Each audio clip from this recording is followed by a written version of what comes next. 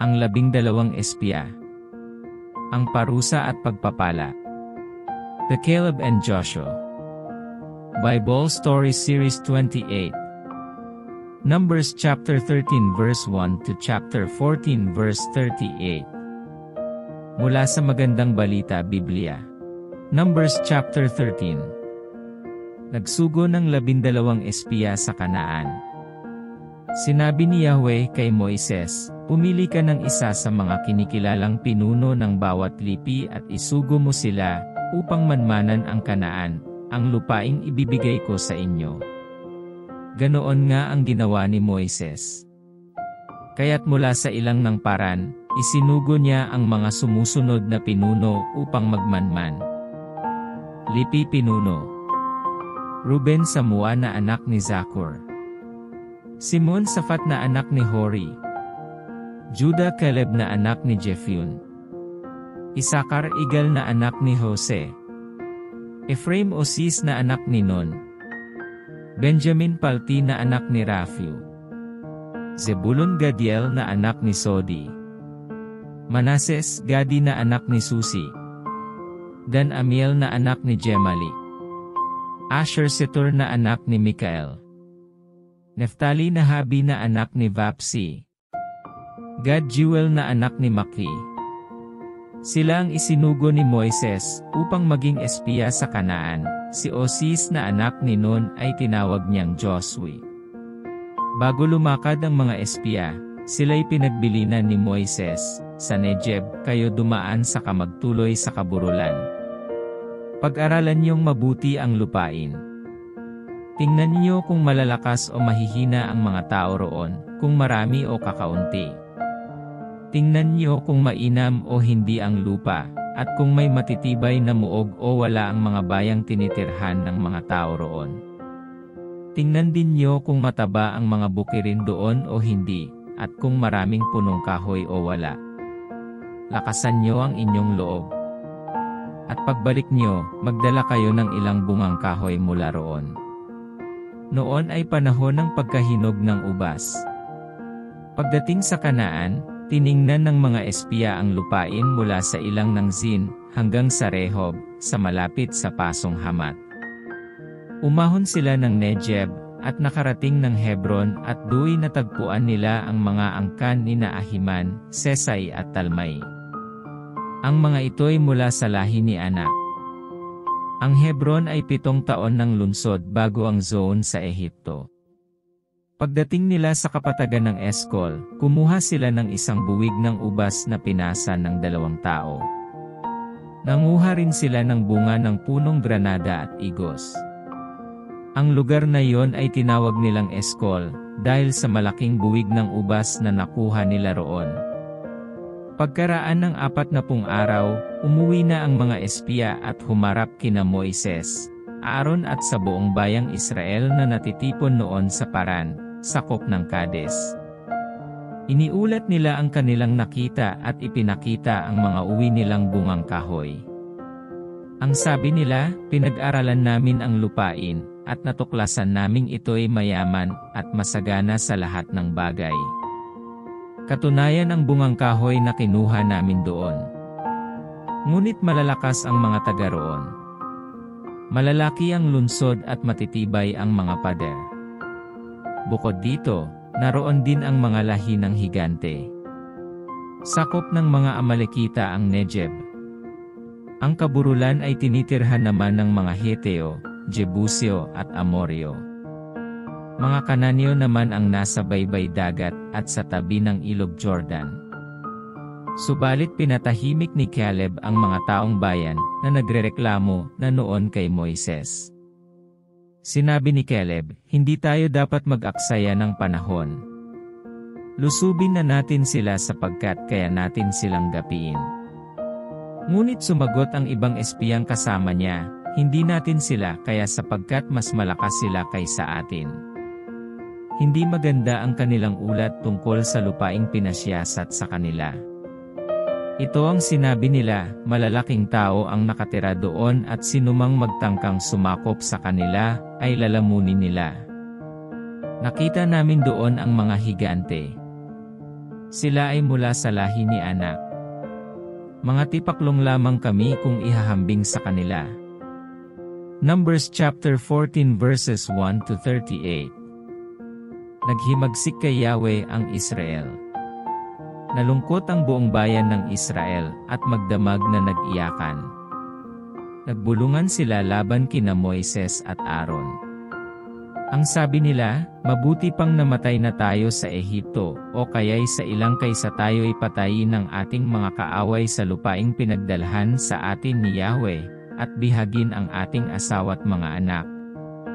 Mabuti pa'y bumalik na tayo sa Ehipto.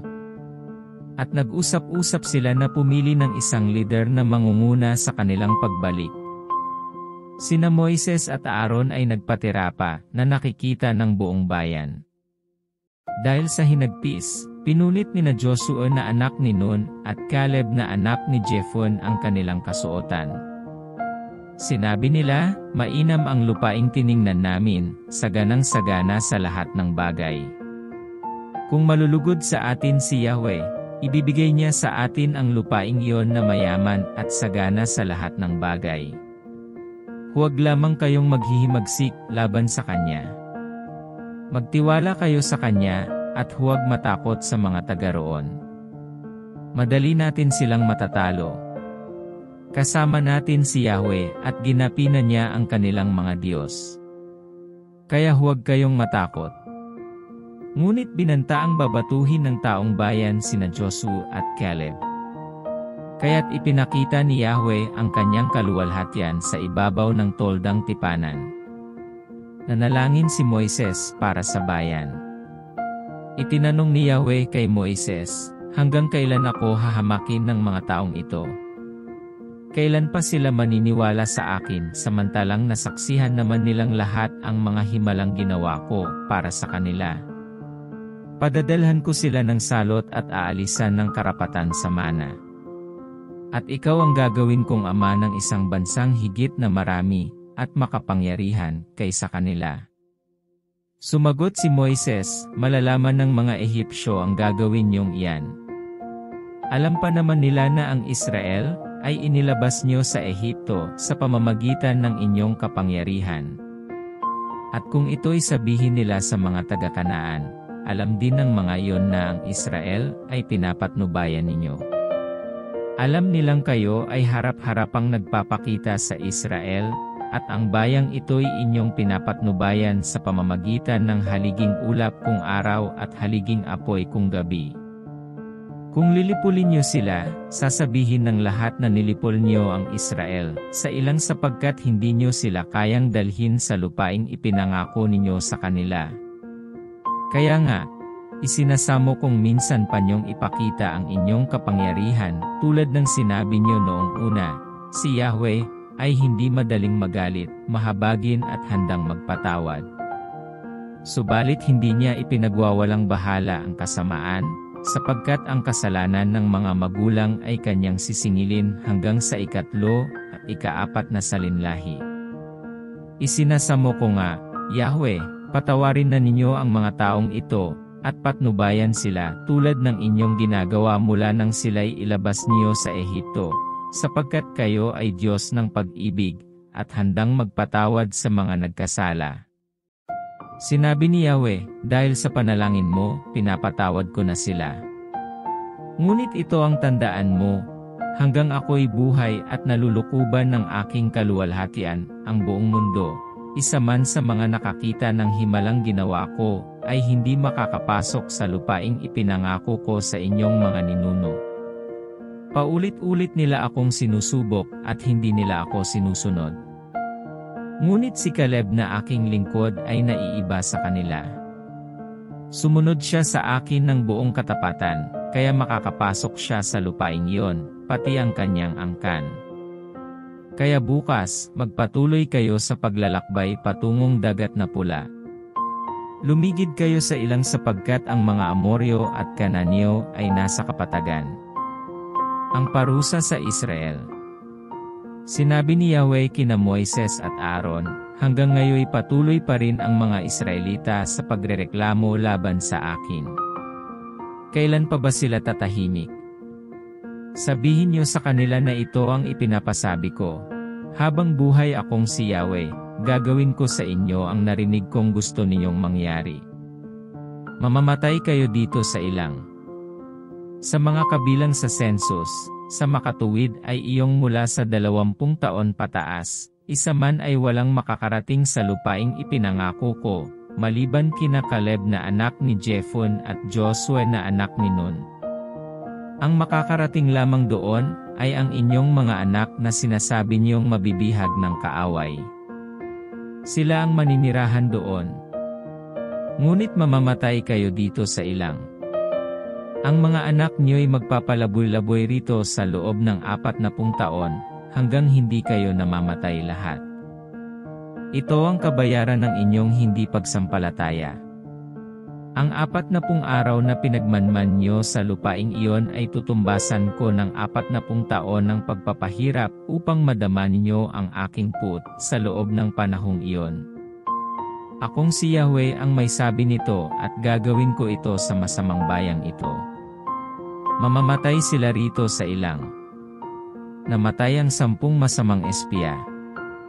At ang mga espiya na nagbigay ng masamang ulat na siyang naging dahilan ng kaguluhan sa Israel ay nilipol ni Yahweh sa pamamagitan ng salot.